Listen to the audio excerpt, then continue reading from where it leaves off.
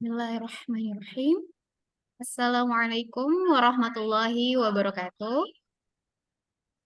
Waalaikumsalam warahmatullahi wabarakatuh.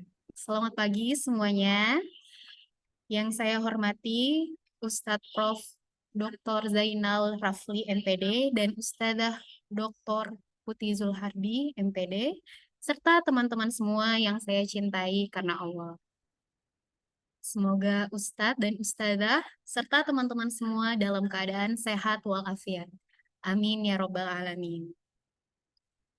Teman-teman tahu gak sih, untuk merancang penelitian yang kuat dan menghasilkan hasil yang dapat diandalkan, pemahaman yang baik tentang konsep populasi dan sampel sangat penting dalam mata kuliah metode penelitian. Harapannya, mahasiswa dapat mengambil keputusan yang tepat terkait dengan pemilihan sampel, pengumpulan data, dan analisis data untuk memastikan penelitian mahasiswa memiliki validitas dan generalisabilitas yang baik. Nah, insya Allah 30 menit ke depan bersama saya Hana Sofa J. Putri sebagai moderator dan rekan-rekan penyaji akan membahas mengenai populasi dan sampel.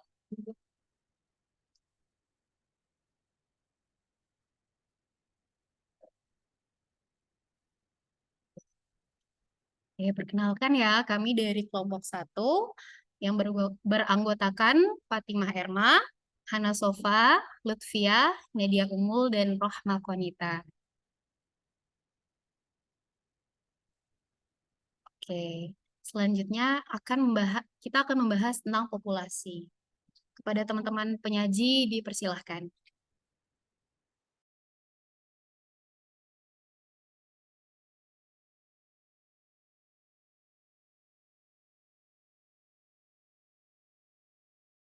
Oke, Hana, terima kasih atas kesempatannya. Pertama, kita akan membahas mengenai populasi.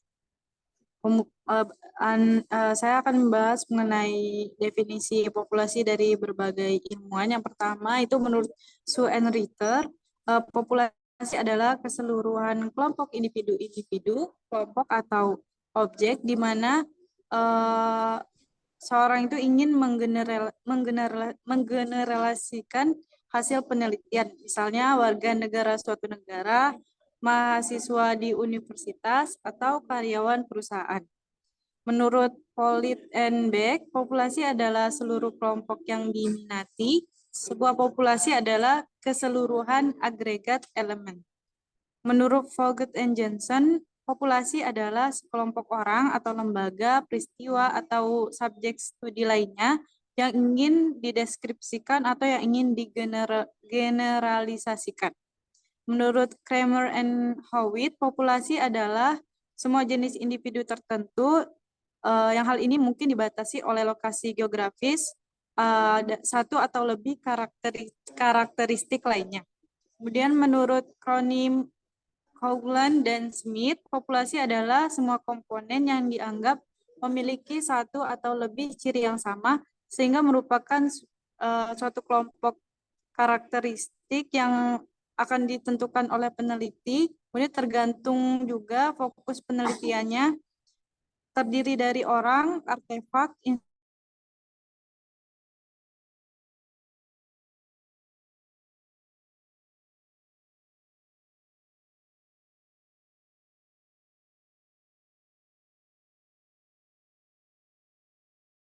jangkau.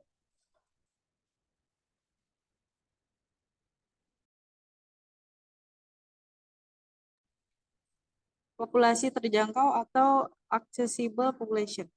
Yang pertama, populasi target atau populasi sasaran adalah kumpulan dari keseluruhan kasus, orang, atau objek di mana hasil penelitian akan digeneralisasi. Populasi target ini merupakan keseluruhan populasi di mana peneliti tertarik untuk melakukan penelitian. Contohnya, seorang peneliti mau melakukan penelitian tentang kepatuhan pasien hipertensi dalam menjalani terapi di wilayah puskesmas A. Nah, dalam hal ini populasi targetnya adalah seluruh pasien-pasien hipertensi yang ada di wilayah di wilayah Puskesmas A. Nah, dalam penelitian tersebut, peneliti dapat menetapkan secara jelas tentang batas geografis, jenis kelamin, kelompok umur, dan lain-lain. Kemudian yang kedua ada populasi terjangkau. Nah, populasi terjangkau adalah kumpulan dari seluruh kasus, orang, atau objek yang sesuai dengan kriteria penelitian yang tersedia dan juga terjangkau untuk peneliti. Peneliti dapat mengambil sampel, kemudian meminta calon responden untuk berpartisipasi dalam studi penelitian. Contohnya, seorang ingin meneliti penelitian tentang kepatuhan pasien hipertensi dalam menjalani terapi di wilayah Puskesmas A. Nah, dalam hal ini populasi terjangkau adalah seluruh pasien-pasien hipertensi yang dapat dijangkau. Next. Nah, populasi itu dibagi menjadi 4. Yang pertama ada populasi target, sumber, sampel, dan penelitian. Populasi target atau target population adalah populasi sasaran yang dibatasi dengan kriteria sampling yang hasilnya nanti akan diaplikasikan dalam penelitian.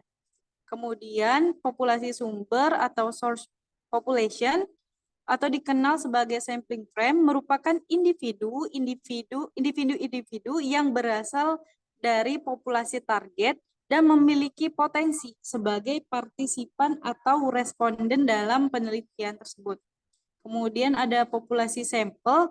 Populasi sampel adalah populasi yang diambil dari sebuah sampel peneliti yang dimana peneliti itu mengambil sampel random ataupun non-random. Kemudian yang terakhir ada populasi studi. Populasi studi adalah orang-orang yang memenuhi syarat atau eligible yang bersedia untuk menjadi responden atau partisipan dalam penelitian yang akan dilakukan oleh peneliti. Sekian dari saya kembalikan ke selanjutnya akan dijelaskan oleh rekan saya.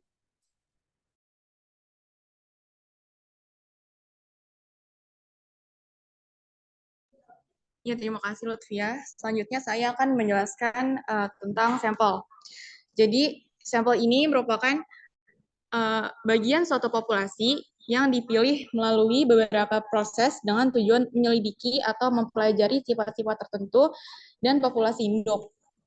Sampel ini ada 2 kriteria, yaitu kriteria inklusi dan kriteria eksklusi.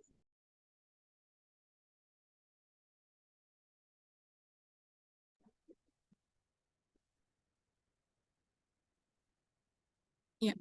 Kemudian kriteria inklusi. Jadi kriteria inklusi ini merupakan kriteria di mana subjek penelitian dapat mewakili sampel penelitian yang memenuhi syarat sebagai sampel. Di antaranya ini ada gender, usia, dan lain sebagainya. Kemudian kriteria eksklusi. Nah, ini itu merupakan kriteria di mana subjek penelitian tidak dapat mewakili sampel karena tidak memenuhi syarat sebagai sampel penelitian.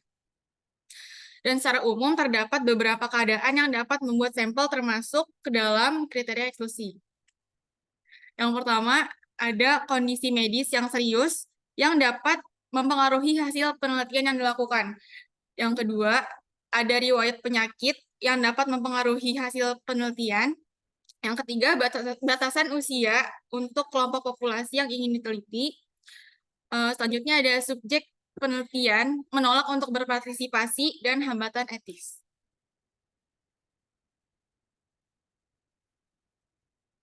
Nah, di sini ada beberapa syarat sampel yang baik. Yang pertama itu ada representatif.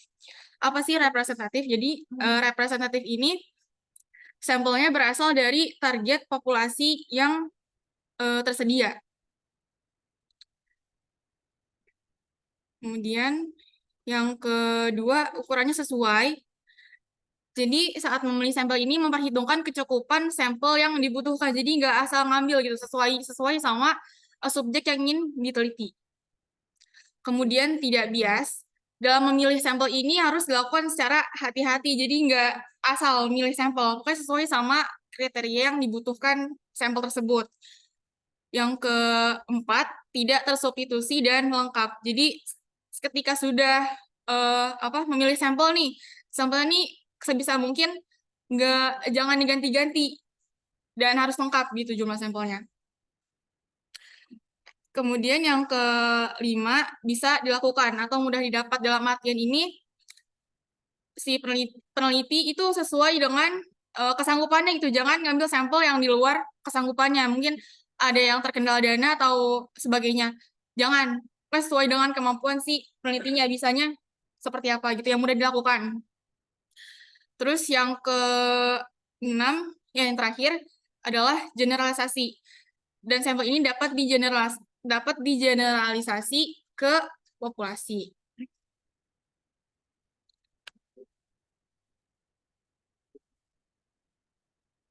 Selanjutnya, permasalahan yang biasa timbul dalam mengambil sampel. Yang pertama ada mereduksi objek penelitian. Yang apa sih mereduksi objek penelitian? Jadi mereduksi objek penelitian ini sebagai akibat dari besarnya jumlah populasi sehingga harus meneliti sebagian saja dari populasi. Kemudian yang kedua ada mengadakan generalisasi dari hasil-hasil penelitian. Jadi bermaksud dalam artian gitu mengenakan kesimpulan kepada objek, gejala atau kejadian yang lebih luas. Nah, selanjutnya akan dijelaskan oleh rekan saya. Baik, terima kasih kepada Konita. Selanjutnya saya akan menjelaskan mengenai teknik sampling. Teknik sampling adalah teknik pengambilan sampel. Dan pada dasarnya teknik pengambilan sampel ini dikelompokkan menjadi dua bagian, yaitu probability sampling dan non-probability sampling. Boleh di next? Pertama, saya akan menjelaskan sampling. Probability sampling adalah teknik pengambilan sampel yang memberikan peluang yang sama bagi setiap unsur anggota atau populasi untuk dipilih menjadi anggota sampel. Teknik ini merupakan teknik yang memungkinkan peneliti atau evaluator untuk membuat generalisasi dari karakteristik sampel menjadi karakteristik populasi. Adapun sampel probabilitas itu meliputi simple random sampling, stratified random sampling, dan yang terakhir ada cluster random sampling. Boleh di next.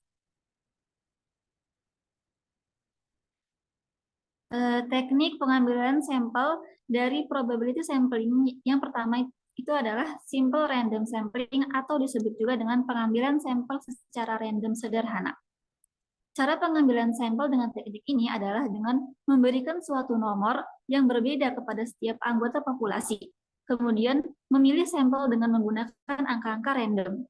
Terdapat 3 cara untuk menentukan sampel dengan menggunakan teknik ini, yaitu pertama dengan cara undian, kedua dengan tabel bilangan random, dan ketiga menggunakan komputer untuk mengacak, misalnya dengan bantuan SPSS. Teknik pengambilan sampel ini memiliki keuntungan dan kekurangan. Keuntungannya adalah kemudahannya dalam pengumpulan data. Kemudian keterwakilannya dari populasi, tidak bias, dan sampel yang representatif penting untuk menarik kesimpulan hasil penelitian. Adapun kelemahan dari data hanya terungkap semua anggota populasi. Daftar populasi harus lengkap dan terbaru. Ini biasanya tidak tersedia opsi yang besar. Teknik sampling yang kedua adalah stratified random. Bisa di next. Atau disebut dengan pengambilan sampel secara random bertingkat. Teknik ini melibatkan pembagian populasi menjadi kelompok-kelompok yang homogen. Masing-masing kelompok berisi subjek dengan karakteristik yang sama. Dan kemudian pengambilan sampel secara acak dalam kelompok-kelompok tersebut. Langkah-langkah dalam menentukan stratified random sampling adalah, yang pertama, menentukan data pendukung tentang populasi yang diambil berikut strata-strata yang ada di dalamnya.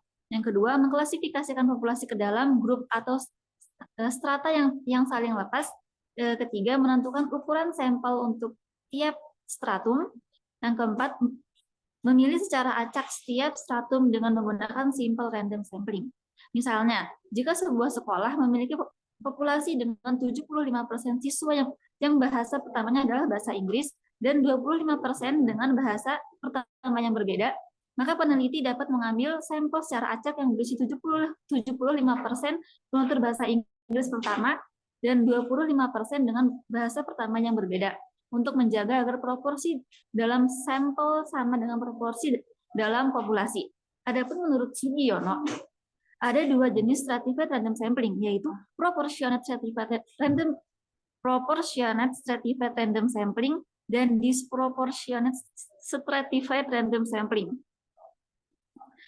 Proportionate stratified random sampling digunakan bila populasi mempunyai anggota atau unsur yang tidak homogen dan berstrata secara proporsional.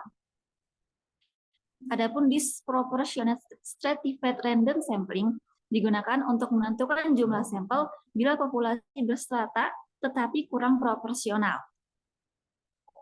Kelebihan teknik pengambilan sampel stratified random sampling adalah mengatasi potensi bias manusia dalam pemilihan kasus untuk dimasukkan dalam sampel, sehingga sampel acak bertingkat memberi peneliti sampel yang sangat mewakili populasi yang sedang dipelajari. Adapun kekurangan teknik ini adalah tidak bisa digunakan apabila populasi tidak dapat dipartisi secara mendalam menjadi subkelompok yang terpisah-pisah. Kemudian teknik terakhir dalam probability random sampling adalah cluster random sampling atau pengambilan sampel cluster. Teknik ini bisa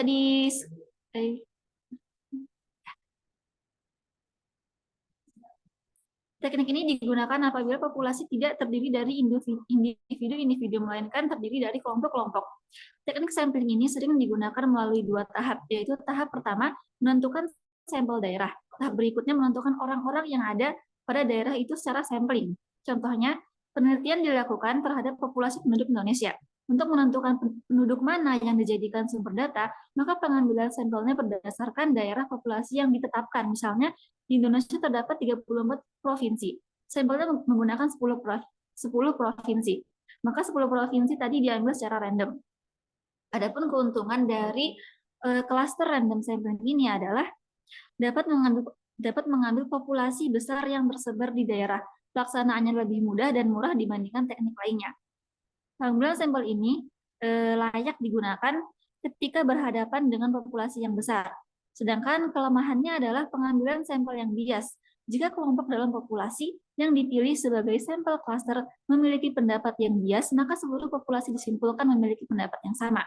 Selain itu, kekurangan teknik ini adalah kesalahan pengambilan sampel dengan teknik ini lebih besar kemungkinannya dibandingkan dengan teknik sampling probabilistik lainnya. Selanjutnya ada non-probability sampling. Bisa di next.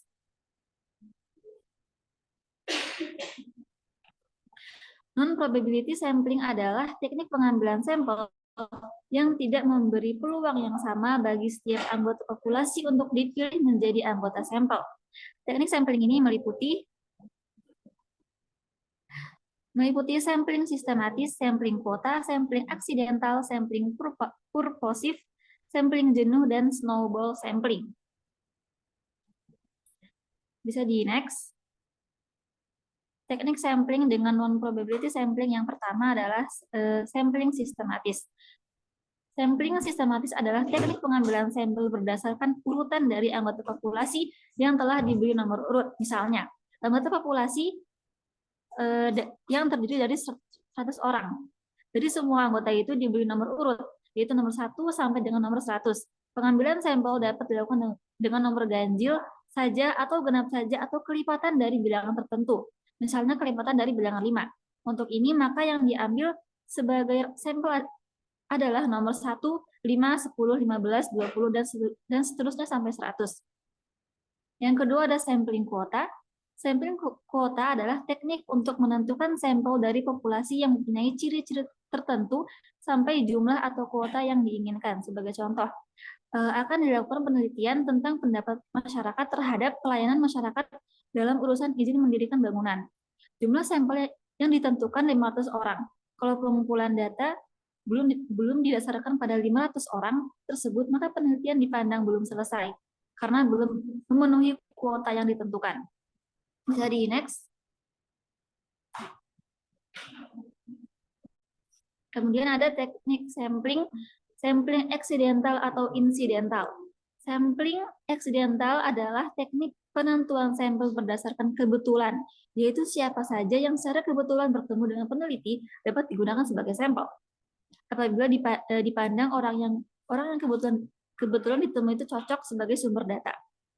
Yang keempat ada sampling purposive. Adalah teknik penentuan sampel dengan pertimbangan tertentu, misalnya penelitian tentang makanan. Maka sampel datanya adalah orang yang ahli makanan. Sampel ini lebih cocok digunakan untuk penelitian kualitatif atau penelitian-penelitian yang tidak melakukan generalisasi. Bisa di next. Selanjutnya ada sampling genome. Apabila semua anggota populasi digunakan sebagai sampel. Karena populasi relatif kecil, kurang dari 30 orang. Istilah lain sampel genome adalah sensus, di mana semua anggota populasi dijadikan sampel. Kemudian yang terakhir, dari non-probability random sampling itu ada snowball sampling. Snowball sampling adalah teknik penentuan sampel yang mula-mula jumlahnya kecil, kemudian membesar. Dalam penentuan sampel, pertama-tama dipilih satu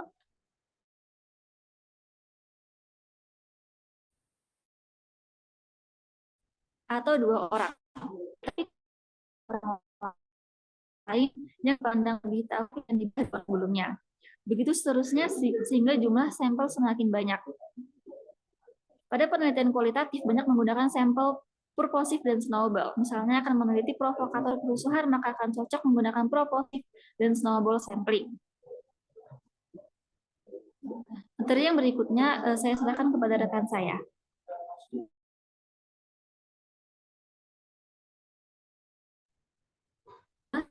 Baik, terima kasih kepada Fatimah. Bisa di next kan?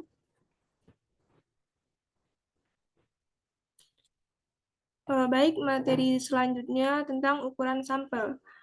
Merupakan jumlah subjek yang diperlukan dalam sebuah penelitian dan merupakan aspek penting dari sebuah penelitian karena menentukan ketelitian, taksiran tentang parameter populasi yang diteliti, dan konsistensi kesimpulan tentang hipotesis yang diuji. Next.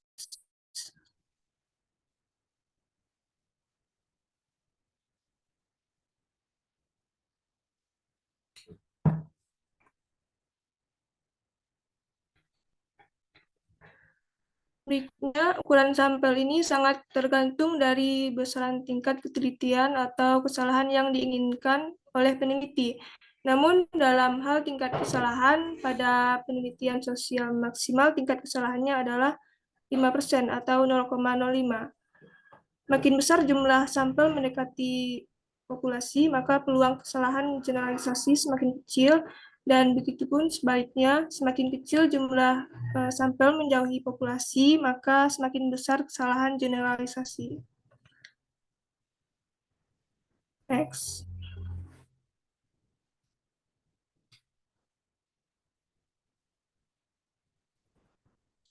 Dan berikut ini saya akan memberikan salah satu contoh rumus ukuran sampel. Namanya rumus Lovin, dengan rumus N kecil sama dengan N besar per 1 tambah N besar per dikali E kuadrat. Dengan N kecil merupakan ukuran sampel, N besar merupakan ukuran populasi, dan E merupakan persen kelonggaran ketidaktelitian karena kesalahan pengambilan sampel. Dan maksimal dari E ini 5% atau 0,05. Next.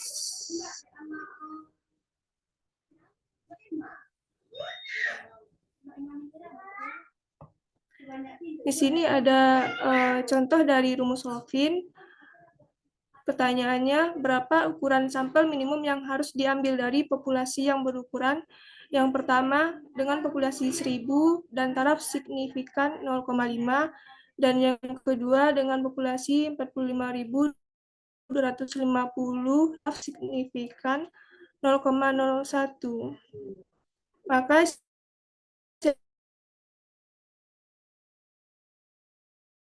secara rumus NQ sama dengan N besar per 1 tambah N besar kali A kuadrat atau E kuadrat sama dengan 1000 per 1 tambah 1000 dikali 0,05 kuadrat. Hasil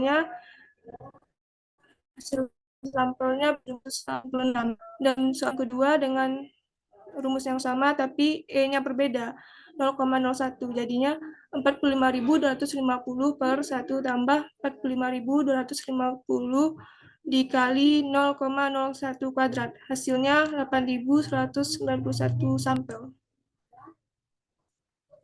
Next.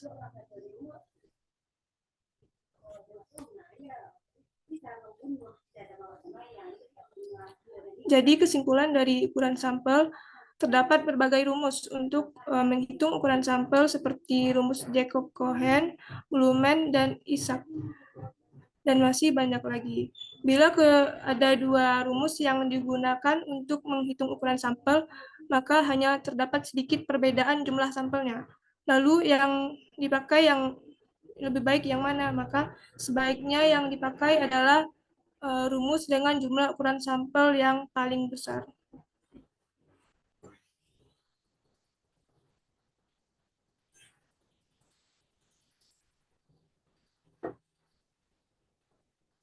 Baik, materi selanjutnya akan dijelaskan oleh rekan saya. Oke, baik, terima kasih.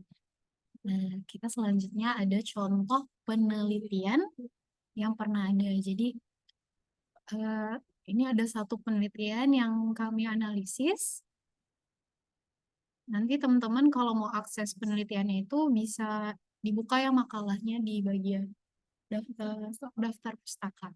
Nah, jadi judul penelitiannya itu preferensi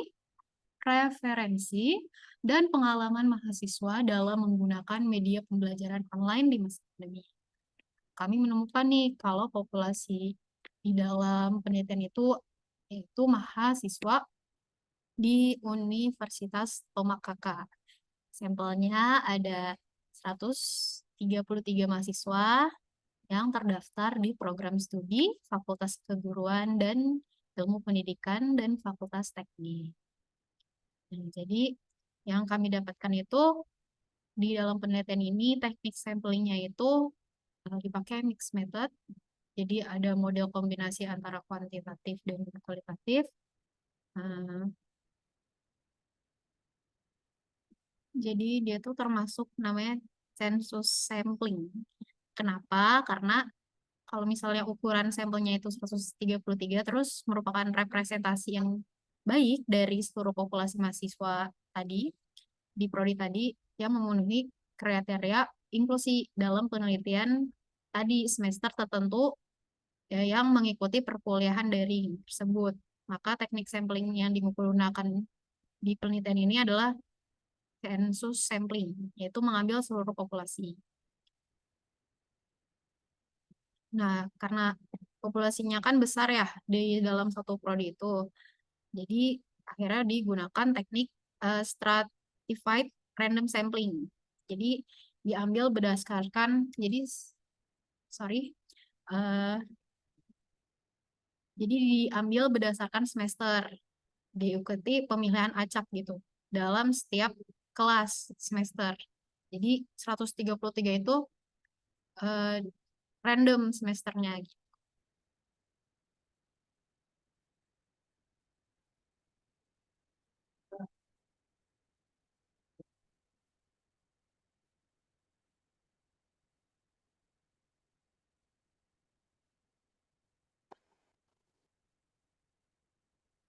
Alhamdulillah, tadi kita udah sama-sama dengar pemaparan dari teman-teman penyaji.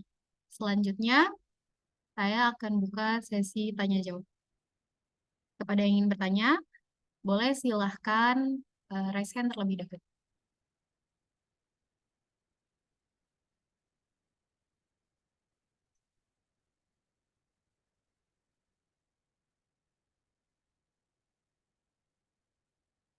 Oke, udah ada Anida Zahra dan Albi Hazimi. Boleh Anida Zahra dulu? Saya persilakan.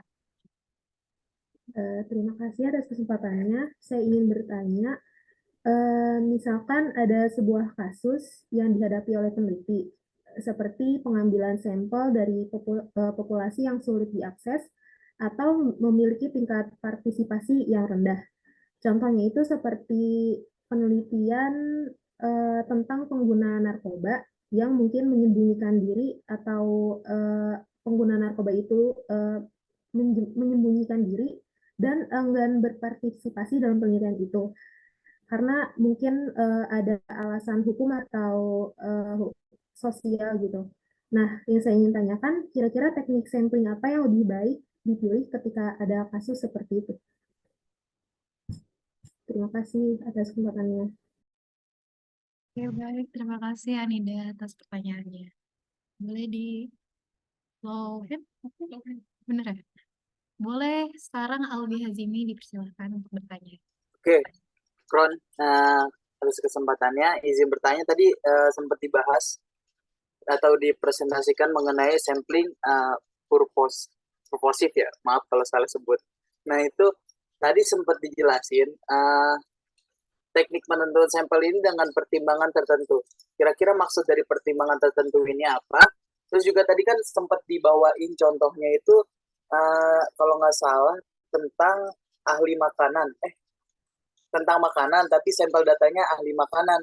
Kira-kira mengenai penjelasan dari sampling ini tentang pertimbangan tertentu. Nah, itu pertimbangan tertentunya itu sebelah mana maksudnya? Itu aja, terima kasih.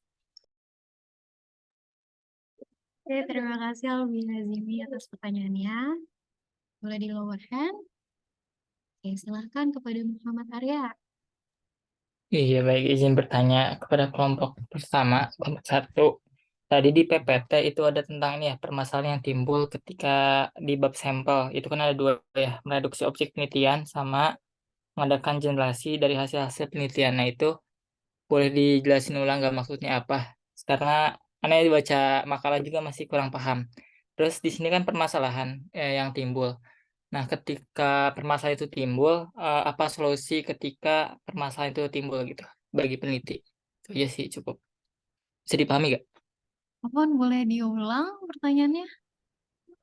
Di permasalahan yang timbul kan itu ada 2 ya, mereduksi objek penelitian, terus mengadakan generalisasi dari hasil-hasil penelitian. Nah, itu boleh tolong jelasin ulang nggak? Soalnya tadi aneh baca makalah juga masih kurang paham. Terus kan ini berkaitan tentang permasalahan yang timbul ya. Ketika permasalahan ini timbul, apa solusi bagi peneliti untuk menyelesaikan permasalahan ini? Bisa dipahami? Ya, baik, terima kasih Muhammad Arya atas pertanyaannya. Kami izin diskusi terlebih dahulu.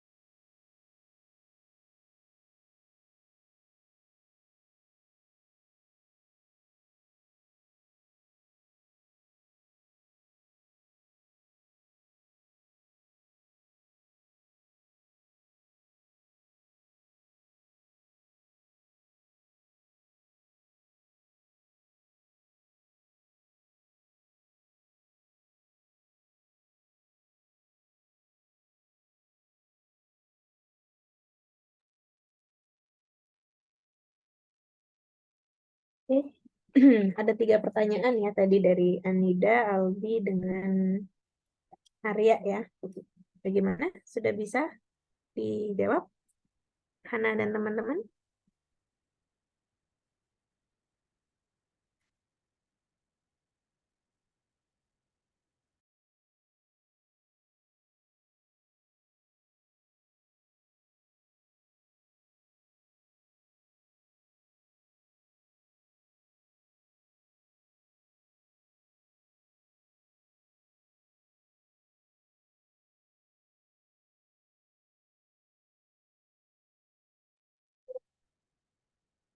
Apun sudah mau menjawab pertanyaan dari Anida. Tadi Anida bertanya intinya kalau misalnya sebuah penelitian itu punya partisipasi yang rendah, solusinya apa? Apakah ada teknik sampling yang cocok gitu? Ada. Mungkin ada beberapa ya teknik yang cocok untuk permasalahan yang Anida tadi sampaikan. Yang pertama ada sampling purposive. Nah, jadi kita dari awal udah memilih responden berdasarkan kriteria tertentu yang relevan sama penelitian kita. Jadi sampling purposive ini bisa membantu kita mendapatkan pandangan dari kelompok yang tepat meskipun jumlah partisipannya terbatas. Terus yang kedua ada snowball sampling. Jadi peneliti itu mulai dengan beberapa responden yang mudah diakses aja. Lalu meminta para responden itu merekomendasikan orang lain yang sesuai dengan penelitian kita. Nah, ini nih cocok nih untuk studi dengan populasi yang sulit dijangkau. Terus yang ketiga ada sampling kuota. Jadi kita dari awal tuh menetapkan target jumlah responden dari berbagai subkelompok dalam populasi kita. Populasi yang kita mau teliti. Sehingga kita tuh dapat memastikan representasi yang seimbang meskipun jumlah total partisipasinya rendah. Terus yang terakhir ada namanya convenience sampling. Jadi memilih responden yang paling mudah diakses. Tadi sama ya kayak snowball sampling. Jadi meskipun tidak terlalu representatif, dapat digunakan jika kita memiliki keterbatasan waktu atau sumber daya. Bagaimana, ada teman-teman lain mau menambahkan?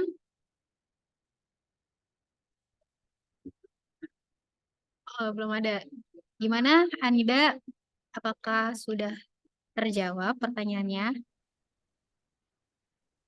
Ya, sudah terjawab, Hana. Terima kasih atas penjelasannya. Terima kasih kembali.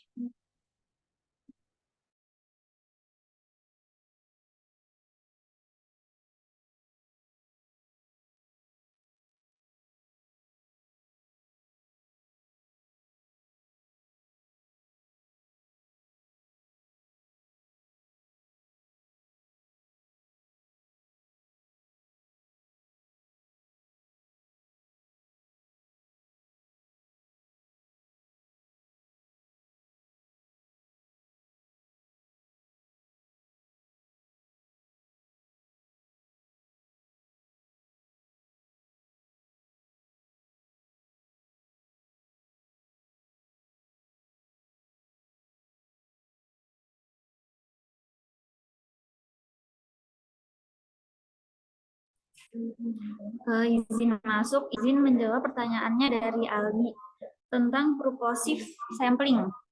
Itu maksud pertanyaannya itu maksud dari pertimbangan tertentunya itu apa, kan? Jadi contoh di sini kan misalnya penelitian yang kita lakukan itu kan tentang makanan. Jadi kita mencari sampel dari orang-orang yang ahli mengenai makanan, bisa jadi ahli gizi atau orang-orang yang bergelut dengan hal-hal yang berbau dengan makanan seperti itu. Jadi ada spesifikasi, ada kriteria tertentu untuk dijadikan sampel tersebut seperti itu. Apakah sudah jelas, Albi? Insyaallah, syukron.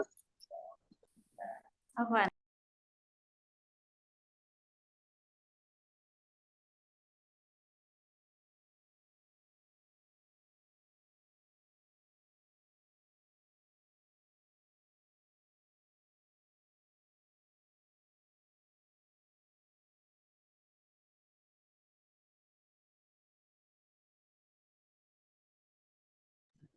Selanjutnya, saya akan menjawab pertanyaan dari Saudara Arya. Jadi, sampel yang biasanya timbul gitu. Kan yang pertama tadi, penelitian bermaksud produksi objek penelitian sebagai akibat dari besarnya jumlah populasi sehingga harus meneliti sebagian saja dari populasi. Jadi maksudnya awalnya nih, peneliti udah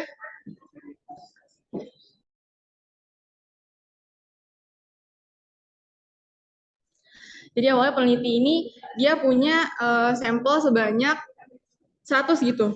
Nah, kemudian setelah si peneliti ini melakukan penelitian, nah dia ngerasa sampel yang 100 ini dengan waktu misalkan yang dia punya kurang lebih 1 bulan gitu. Ya, terlalu banyak 100. Jadi dia tuh pengen mereduksi atau mengurangi jumlah dari sampel tersebut. Gitu. Terus yang kedua, penelitian bermaksud mengadakan generalisasi dari hasil-hasil penelitian. Jadi peneliti ini bermaksud untuk misalkan dari hasil penelitian ini dikatakan di satu sekolah nih ada kelas A, B, C. Nah, dari hasil penelitian ini si peneliti mendapatkan kalau hasil dari kelas A ini semua anaknya rajin gitu. Nah, nggak mungkin sih, maksudnya yang didapat dari kelas-kelas B sama C, kelas lain itu berbeda sama kelas A ini. Nah, dari satu hasil ini jadi dia mengeneralisasikan ke semua kelas. Apakah bisa dipahami, Arya? Iya, cukup dipahami, Konita.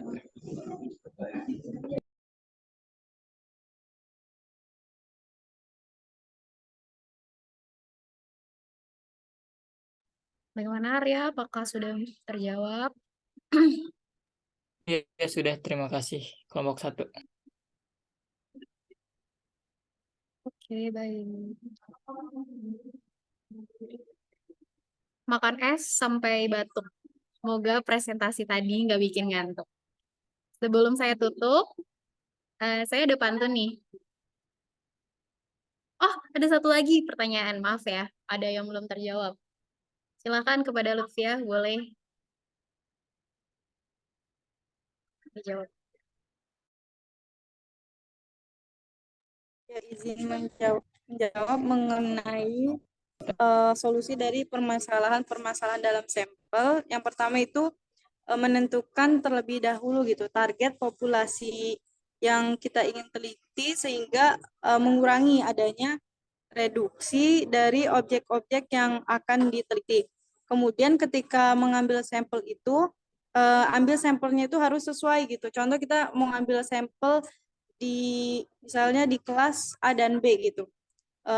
Di kelas A dan B itu contohnya contohnya kita mau mengambil sampel dari sebuah sekolah gitu, yang dimana ada 2 sampel yang harus kita ambil dari SD, misalnya dari SD 01 sama SD 02 nih. Nah, itu sampel yang kita ambil tuh harus sesuai gitu. Contoh kita mau ngambil sampel anak umur 7 sampai 12 tahun gitu. Nah, di SD 01 itu kita harus sama-sama ngambil sampel yang sama gitu. Anak umur 7 sampai 12. Nah, SD 02-nya juga harus sama gitu, harus sesuai. Kemudian sampel-sampel yang diambil itu harus juga sesuai dengan syarat-syarat sampel yang baik, sehingga ketika kita ingin menggeneralisasikannya, itu terhindar dari masalah-masalah sampel. Segitu saja penjelasan dari saya kembalikan ke moderator. Terima kasih. Oke, baik.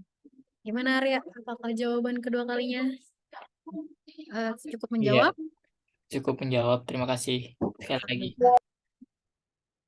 Oke, tadi jawaban tadi sekaligus menutup presentasi kami ya. Sebelum ditutup, saya ada pantun. Teman-teman boleh ya nanti bilang cakep, cakep gitu, oke? Jalan-jalan ke Sukabumi. Cakep.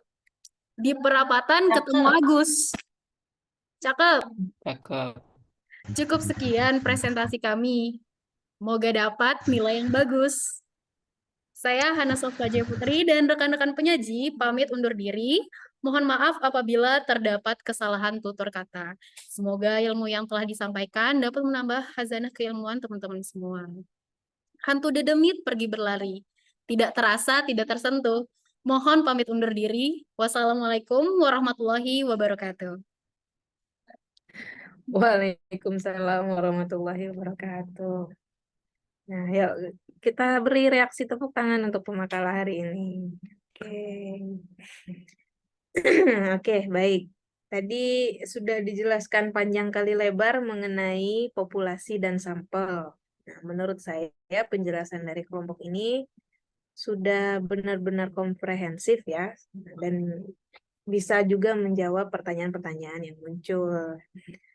Mohon izin sebelumnya, Prof. Zainal, apakah berkenan memberikan tambahan materi, Prof?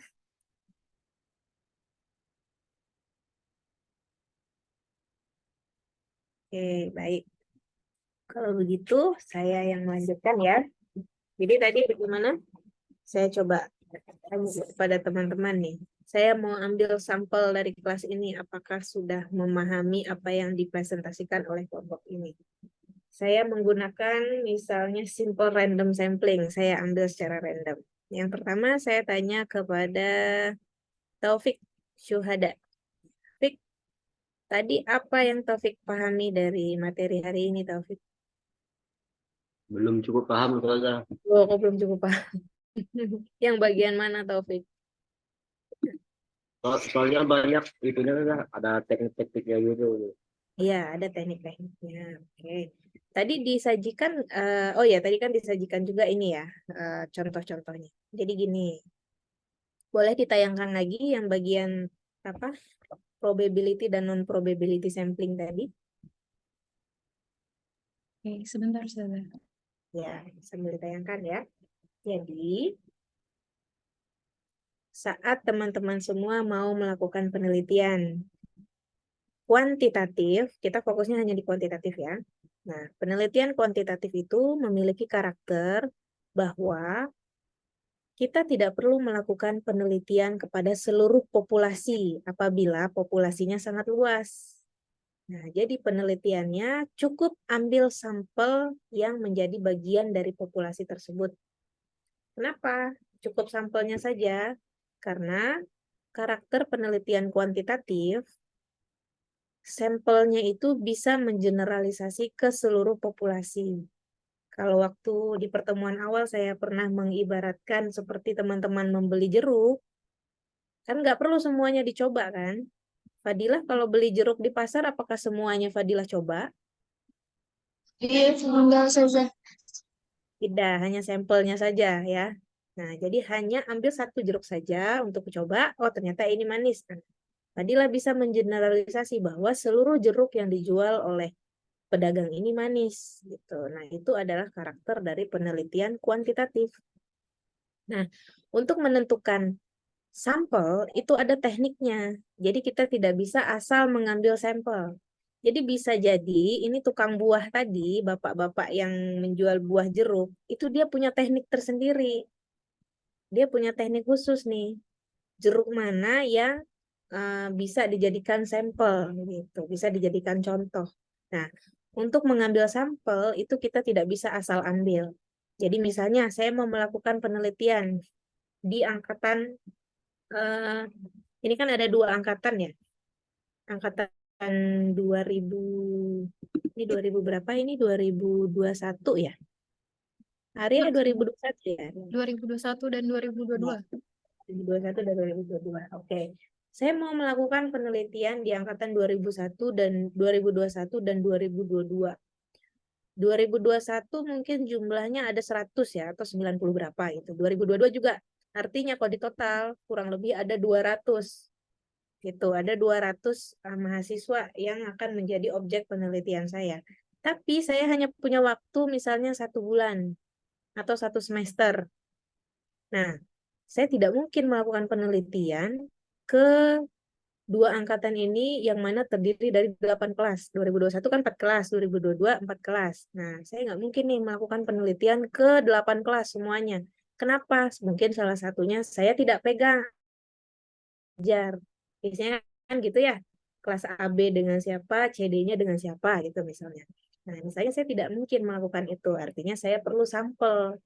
Jadi saya perlu misalnya setengah dari angkatan 2021 dan setengah dari angkatan 2022. Nah, yang setengah-setengah itu sajalah yang saya lakukan penelitian. Saat penelitian saya berhasil, artinya penelitian saya berhasil untuk semua angkatan di 2021 dan 2022. Gitu. Nah, tadi yang sudah saya jelaskan, ada populasi, ada sampel. Saat kita mau menentukan sampel, itu ada tekniknya. Kita tidak bisa asal ambil sampel. Saya tidak bisa langsung panggil si A, si B, si C, si D, kamu jadi sampel saya ya. Tidak bisa. Kenapa? Karena itu tergantung dari penelitian apa yang akan saya lakukan. Gitu. Kalau misalnya saya mau melakukan penelitian mengenai latar belakang pendidikan terhadap keterampilan berbicara bahasa Arab, tapi sampel yang saya ambil semuanya anak pesantren. Nah, itu tidak bisa digeneralisasi di PBAUNJ. Kenapa? Karena tidak semua yang masuk ke PBAUNJ SMA-nya dari pesantren dulu. Bisa jadi ada yang dari SMK, bisa jadi ada yang dari MAN. Gitu. Nah, jadi saya tidak bisa langsung panggil si A, si B, si C, kamu jadi sampel saya, tidak bisa. Karena ada karakter di populasinya PBAUNJ. Ada mahasiswa yang masuk PBA, dulunya dari MAN, dulunya dari pesantren, atau pernah pesantren tapi dulu waktu kelas 1 SMP, terus habis itu kelas 2 SMP-nya dia ke sekolah umum misalnya gitu. Jadi ada teknik sampling. Ada 2 teknik pengambilan sampel yang bisa dilakukan untuk mengambil sampel. Yang pertama namanya probability sampling. Probability sampling. Kemudian yang kedua namanya non-probability sampling. Kalau probability sampling yang sedang ditayangkan oleh kelompok ini, itu pengambilan sampelnya, setiap sampel itu memiliki peluang yang sama. Jadi siapapun bisa saja ditunjuk menjadi sampel oleh si peneliti, oleh saya yang mau meneliti. Jadi siapapun bisa saya tunjuk untuk menjadi peneliti, untuk menjadi sampel saya. Ya, jadi intinya punya peluang yang sama. Ada di sini ada 3 ya contohnya ya. Stratified sama cluster. Oke. Kalau simple random sampling itu memang mengambil anggota secara acak dari populasi ya. Nah, simple random sampling itu pengambilan sampel memberikan. Oke. Oh, kalau di sini contohnya pakai nomor ya. Jadi sebenarnya gini, simple random sampling itu bisa saja random kalau misalnya di apa namanya? Di tempat yang akan kita teliti itu nggak ada stratanya, nggak ada tingkatan-tingkatannya. Gitu. Misalnya saya mau melakukan penelitian di angkatan 2021 gitu, tanpa mempertimbangkan latar belakang pendidikan. Yang dipertimbangkan apa misalnya? Ya misalnya hasil belajar kemarin, hasil belajar di semester kemarin gitu. Atau intinya yang tidak ada stratanya, tidak ada perbedaannya. Nah, itu bisa kita lakukan secara random. Kita ambil secara random. Jadi misalnya populasinya ada 70, sampel yang dibutuhkan hanya 40, yang 40 saya ambil saja secara random dari teman-teman, itu bisa dilakukan. Jika apa? Jika tidak ada level, jika tidak ada strata. Dalam penelitian kita, kan tergantung kita mau meneliti apa nih. Gitu. Itu ya. Kemudian yang kedua tadi ada apa? Di sini. Ada stratified random sampling. Nah, stratified random sampling itu populasinya itu punya strata. Ada stratanya nih. Jadi ada stratanya yang proporsional, ada strata yang kurang proporsional. Contoh misalnya, misalnya mau mengkaji tadi latar belakang pendidikan. Ternyata dari 200 populasi, dari 200 populasi ini angkatan 2021 dan 2022, yang dari pesantren ternyata hanya 10 orang dari 200 itu. Yang dari MAN 90 orang. yang dari umum 100 orang. Nah, itu kan tidak proporsional. Kan ada 10, 90 dan 100. Nah, bagaimana cara mengambilnya? Nah, artinya di sini kita harus ketahui dulu berapa sampel yang dibutuhkan. Seandainya sampel yang dibutuhkan hanya 50, artinya yang 10 orang tadi diambil semua. Yang 10 orang tadi diambil semua, kemudian yang 90 ditentukan. Misalnya apakah 50-50 dengan yang si dari umum tadi. Jadi 90 dengan 100, ya kita ambillah 50-50 misalnya gitu, setengah-setengah. Sehingga mencukupi ke 40. Nah, artinya 40 sampel itu kan sudah bisa dianggap sebagai sampel yang rata ya. Yang dari pesantrennya 10 orang, yang non pesantrennya misalnya yang dari MAN 15 orang, yang dari sekolah umum juga 15 orang. Oh, saya kira itu cukup adil gitu. Jadi kalau stratified random sampling itu berbeda dengan simple random sampling. Kalau simple random sampling nggak ada strata di dalamnya, nggak ada level-levelnya, nggak ada perbedaan. Jadi bisa diambil secara acak gitu. Tapi kalau stratified random sampling ini ada stratanya. Misalnya tadi latar belakang pendidikan atau misalnya jenis kelamin gitu. Jadi ada penelitian mengenai jenis misalnya pengaruh jenis kelamin terhadap keterampilan berbicara. Karena ada asumsi bahwa perempuan itu berbicara lebih baik daripada laki-laki misal. Karena kenapa ya? Perempuan hobinya bicara misalnya gitu. Nah, ternyata itu kan berarti ada stratanya kan, ada perbedaannya gitu. Gitu ya. Nah, kemudian yang ketiga ada apa? Teknik sampling berikutnya.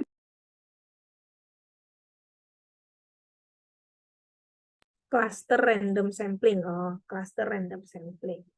Kan terdiri dari kelompok ya. Namanya juga cluster. Ada namanya cluster sampling atau sering dikatakan sebagai area sampling. Ada area-areanya. Biasanya cluster random sampling ini digunakan untuk sampel yang populasi yang besar.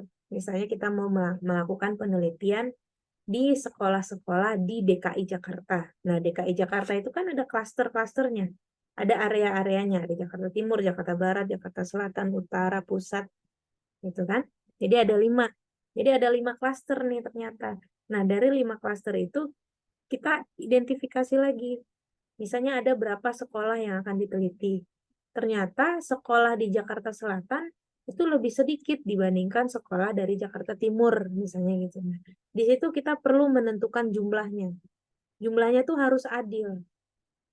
Jangan sampai nanti sekolah di Jakarta Timur yang mau diambil sampel 30, Jakarta Selatan hanya 2, misalnya gitu. Itu kan timpang. Gitu. Nah, jadi kalau cluster random sampling, ini kita perlu mengetahui dulu apakah yang akan kita teliti ini terklasterisasi. Kalau dia ada areanya, artinya setiap area perlu keterwakilan. Kita perlu tahu, gitu. Ya. Nah, jadi probability sampling itu kalau dijelaskan oleh kelompok ini tadi ada 3 ya. Jadi artinya setiap mereka itu punya peluang yang sama untuk menjadi sampel, tergantung si penelitinya. Tergantung penelitinya karena penelitinya yang bisa mengambil, bisa menentukan. Gitu. Ya, jadi ada 3 tekniknya. Dan itu semua tergantung pada judul apa yang mau teman-teman angkat. Kemudian berikutnya ada kalau nggak salah non-probability sampling.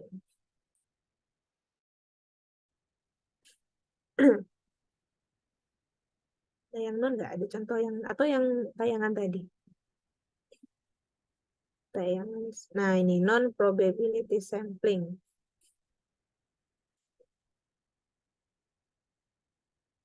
Ya, non-probability sampling. Nah, itu teknik pengambilan sampel yang tidak memberikan peluang yang sama bagi setiap anggota populasi untuk dipilih menjadi anggota sampel. Kalau tadi kan siapapun bisa jadi sampel, tergantung penelitinya mau pilih yang mana.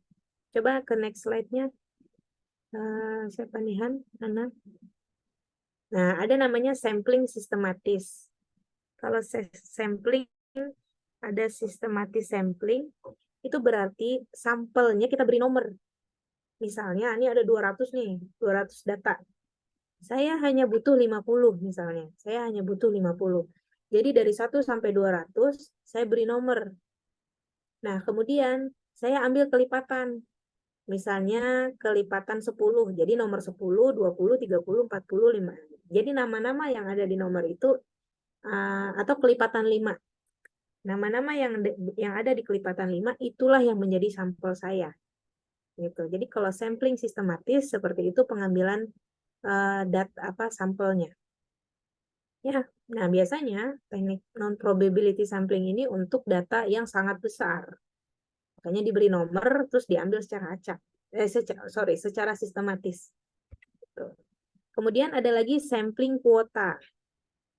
Nah, sampling kuota ini artinya kita sudah menentukan di awal kuotanya. Jadi saya mengharapkan ada 200 orang yang mengisi kuesioner saya. Yang penting sudah masuk ke 200 sudah cukup, saya close, selesai gitu. Jadi kalau sampling kuota ini karena cuma pakai kuota gitu. Jadi nggak ada syarat-syarat lainnya, yang penting sesuai kuota sudah selesai. Nah, makanya non-probability sampling ini digunakan untuk penelitian yang populasinya sangat luas. Gitu. Jadi misalnya, yang penting saya kasih kuota saja deh, siapapun yang mengisi silahkan. Gitu. Kemudian ada apa lagi? Sampling kuota. Ada sampling accidental. Sampling accidental ini siapa aja yang ketemu udah ambil. Siapa aja yang ketemu, yuk jadi sampel saya gitu ya. Nah, itu non-probability sampling. Kemudian ada purposive sampling. Kalau purposive sampling ini tadi jadi pertanyaannya siapa, Albi ya. Nah, penentuan sampelnya dengan pertimbangan. Misalnya kita sedang melakukan penelitian, contohnya tadi diambil oleh kelompok ini mengenai kualitas makanan. Nah, kualitas makanan, siapa orang yang paling bisa menjadi sampel mengenai kualitas makanan? Tentu orang yang suka makan. Kalau orang yang makannya pilih-pilih, susah untuk menjadi sampel makanan. Apalagi orang yang sedang diet. Disuruh makan, dia belum tentu mau, karena belum jamnya. Atau nggak sesuai kalorinya, dan lain sebagainya. Jadi kalau sampling purposive itu, ada pertimbangan tertentu, penelitian ini hanya bisa diisi oleh orang-orang ini. Atau contoh lainnya misalnya, penggunaan TikTok atau penggunaan media sosial. Apakah bisa diteliti terhadap anak-anak yang misalnya, anak-anak mungkin ya, atau mungkin terhadap orang-orang dewasa. Orang-orang dewasa tapi yang tidak main TikTok gitu. Biasanya kan di usia 50, mohon maaf 60 itu sudah media sosialnya bukan itu yang dibuka oleh beliau-beliau. Seperti itu. Nah, jadi ada purposive sampling itu ada pertimbangan tertentu. Biasanya orang-orang yang aktif menggunakan media sosial itu kan remaja ya, usia-usia remaja. Usia 15 sampai 25 tahun misalnya. Nah, jadi kita sudah menentukan sampel kita hanya orang-orang yang di usia 15 sampai 25 tahun. Di luar itu tidak menjadi sampel kita. Nah, itu bisa dikatakan sebagai purposive sampling. Gitu. Jadi ada pertimbangan yang penelitian saya ini hanya bisa diisi oleh orang-orang dengan karakteristik ini. Seperti itu ya, contohnya. Sudah ya? Ada lagi non-probability sampling? Setelah ini masih ada, Han?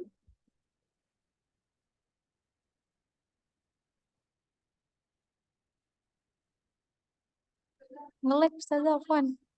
Sampling jenuh dan snowball. Oh, sampling jenuh dan snowball. Kalau sampling jenuh, itu biasanya populasinya tuh sedikit. Populasinya sedikit. Jadi populasinya ternyata cuma 30 orang gitu. Nah, terus begitu dihitung hasilnya 28. Ya udahlah semuanya aja gitu. Jadi sampling jenuh itu karena populasinya sangat sedikit. Jadi ambil saja semuanya kalau sampling jenuh. Sementara kalau snowball sampling, nah itu penentuan sampelnya biasanya mula-mula diambil dari jumlah yang kecil. Karena misalnya kita tidak tahu nih siapa yang harus kita tanyakan. Seperti contoh pertanyaan Anida tadi. Misalnya, apa tadi? Anida tentang narkotika ya? Penggunaan narkotika atau apa tadi ya? Ini ada Iya, pertanyaan. Ustaz, ada pengguna narkoba. Nah, pengguna narkoba. Nah, kira-kira teman-teman tahu nggak siapa nih yang menggunakan narkoba di lingkungan teman-teman? Pasti kan tidak. Nah, tentunya kita perlu bertanya ke orang-orang yang paham mengenai hal tersebut. Datanglah kita misalnya ke tempat rehabilitasi. Dari tempat rehabilitasi biasanya kita tanya nih ke orang yang sedang direhab. Ada nggak temennya yang sedang, yang masih misalnya masih menggunakan, akan beri. Nah, nanti datanglah ke orang tersebut. Nanti dapat lagi dari orang lain, misalnya nanti dia merekomendasikan, oh ada nih teman saya, oh ada. Akhirnya seperti snowball. Snowball itu seperti ibaratnya bola salju yang jatuh dari atas bukit. Pertamanya dia kecil, lama-lama dia menjadi besar. Gitu, karena datanya pertama cuma mungkin 1-2 orang. Lama-lama karena dapat informasi dari mereka, mohon maaf, biasanya itu ada komunitasnya sendiri kan. Gitu kan, komunitas-komunitas sendiri. Nah, artinya kita perlu bertanya ke komunitas tersebut. Gitu. Tidak harus, maksudnya, mohon maaf, saya tidak mengatakan mengenai narkotika ya. Mungkin ada hobi-hobi tertentu. Kan biasanya hobi-hobi tertentu tuh punya komunitas kan. Nah, jadi tanyalah ke komunitas itu, misalnya data apa yang diperlukan. Nah, kemudian gini, tadi ada pertanyaan dari Anida. Misalnya, ini sulit diakses.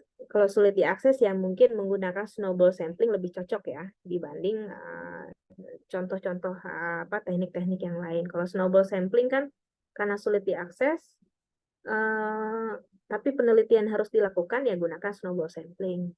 Tapi kalau misalnya memang sangat sulit untuk diakses, teman-teman perlu pertimbangkan lagi untuk melanjutkan penelitian.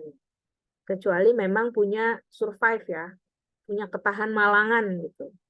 Saya harus keluar kota untuk mencari data, saya akan lakukan. Nah, gitu. Kecuali memang ada sikap tahan malang itu, survive ya. Nah, kemudian ada partisipan yang sifatnya, ada sampel yang enggan berpartisipasi, sementara kita butuh data dari yang bersangkutan.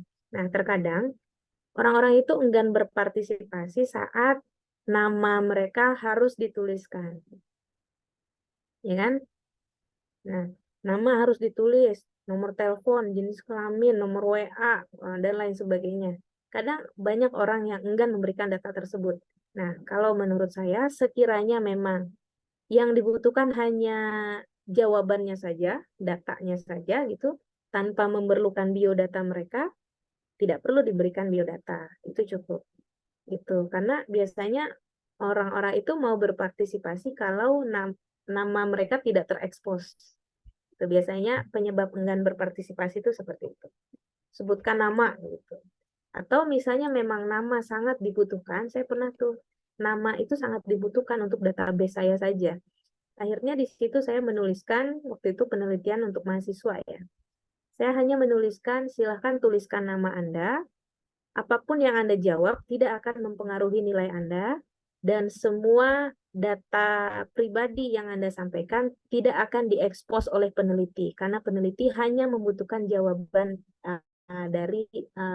jawaban dari kuesioner yang peneliti berikan. Jadi saya beri keterangan seperti itu.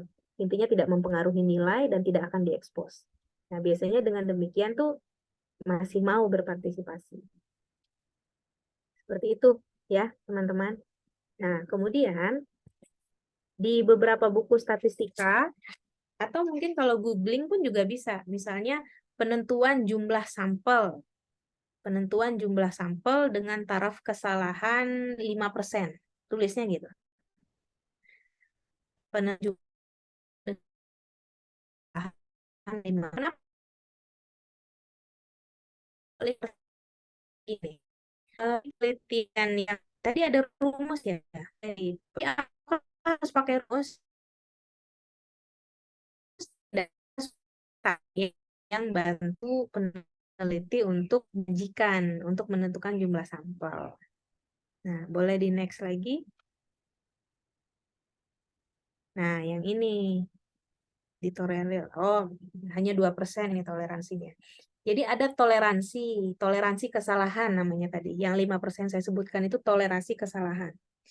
Kalau dalam sebuah penelitian yang sifatnya kedokteran, medis, kesehatan, itu toleransi kesalahannya hanya dibolehkan 0,1%. 0,1%. Jadi artinya misalnya dari 10 mohon maaf dari 100 sampel hanya boleh terjadi 1 kesalahan. Dan itu kalau bisa minim kesalahan. Kalau medis, ya nggak boleh sampai ada kesalahan kalau medis, karena akibatnya kan bisa fatal kalau medis. Tapi kalau sosial, itu taraf kesalahannya boleh sampai 5%, 0,5. Gitu. Jadi misalnya dari 100 sampel, ternyata yang 5 gagal, misalnya gitu. Nah, yang 95-nya masih dianggap berhasil. Karena kan kita masuknya kan sosial, ranahnya sosial. Gitu. Jadi taraf kesalahan tergantung kalian mau taraf kesalahannya berapa. Ya, 1% apa 5% gitu. Untuk apa sih taraf kesalahan ini dipertimbangkan? Ya, karena nanti misalnya saat proses penelitian berlangsung tiba-tiba sampelnya berganti. Kan biasanya melakukan penelitian eksperimen di kelas, misalnya dalam 4 kali pertemuan, ternyata ada 1 kali pertemuan ada 5 anak yang tidak masuk gitu. Nah, terus gimana datanya? Masa data dia bolong gitu. Nah, makanya perlu ada taraf kesalahan seperti itu. Nah, selain itu, walaupun jumlah sampel itu sudah ditentukan, sudah ada ya penentuannya, tapi semakin banyak sampel, semakin baik sebenarnya. Kenapa? Karena mendekati kesimpulan yang valid. Gitu. Walaupun misalnya dari 200 jumlah populasi, terus kalau 200 itu sampelnya cukup, kalau dengan taraf kesalahan 5%, 127. Jadi sampelnya cukup 127 atau 115. Tapi ya saya 150 deh, nggak apa-apa gitu. Karena untuk mengantisipasi misalnya ada anak yang berpindah-pindah gitu. Kadang dia izin, kadang tidak. Nah, gitu. Jadi seperti itu. Nah, pembulatan ke atas. Nah, itu contoh Slovin ya. Tapi kalau nggak mau pakai rumus ya pakai tabel-tabel yang ada di buku statistika pun juga tidak apa-apa. Tapi pada intinya walaupun jumlah sampel sudah ada penghitungannya, bisa saya katakan semakin banyak sampel itu semakin baik. Kenapa? Karena mendekati kesimpulan yang valid. Gitu. Ya, semakin banyak sampel semakin baik. Tapi kalau memang tidak bisa diperbanyak lagi sampelnya ya tidak apa-apa, ya segitu saja. Misalnya Hana ada 4 kelas populasinya. Hana kan Hana harus mengajar ke kelas ketiga dan keempat, sementara itu bukan kelasnya Hana, misalnya gitu. Jadi cukup ya udah yang 2 kelas itu saja dimaksimalkan. Gitu. Itu contohnya. Seperti itu ya, teman-teman, untuk populasi dan sampel. Jadi populasi itu wilayahnya sangat luas. Nah, sampel itu kita cukup ambil bagian dari populasi itu yang mewakili karakteristiknya. Kemudian bagaimana cara mengambil sampel? Ada teknik-tekniknya yang tadi, mau simple random sampling, cluster sampling, apalagi sampel jenuh, dan lain sebagainya. Kapan teknik sampling itu digunakan? Tergantung kita mau meneliti apa dan bagaimana orang-orang yang akan kita teliti itu, bagaimana karakter si sampelnya itu. Semuanya tergantung ya. Jadi nggak bisa saya katakan kalau eksperimen harus ini, kalau korelasional harus ini, pengambilan sampelnya tidak bisa seperti itu. Tergantung apa yang kalian teliti dan objeknya apa. Terus orang-orangnya bagaimana karakternya. Gitu. Mohon izin Prof. Zainal. Oke, barangkali Prof. Zainal tadi sebab beliau juga sambil mengajar di S3 ya, teman-teman. Oke. Yang hari ini tidak hadir, Ainun ada? Ainun.